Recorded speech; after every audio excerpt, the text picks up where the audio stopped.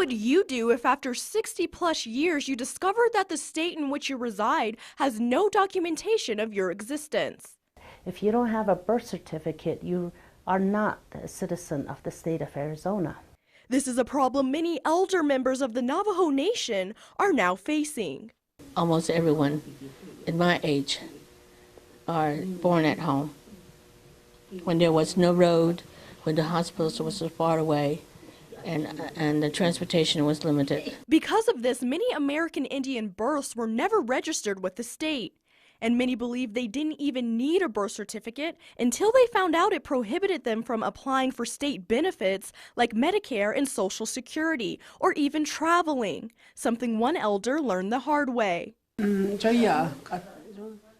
I've been applying for many years, she says.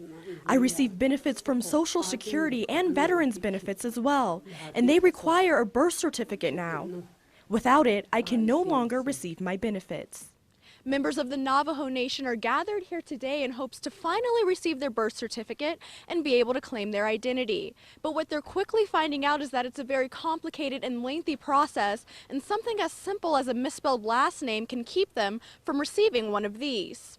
On top of the language barrier, the required 7 forms of identification and a statement from a person 10 years older than you who witnessed your birth presents a heightened challenge for applicants. A self-addressed stamp envelope, the no birth record, the tribal affidavit of birth, Indian Affairs family census card.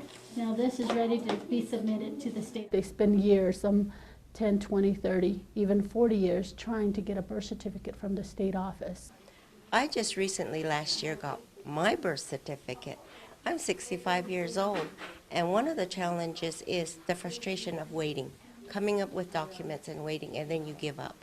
And that's kind of what I did. However, a new policy only requiring 2 forms of identification and 4 birth facts is making it much easier for American Indians to reclaim their identity. I guess now I have an identity.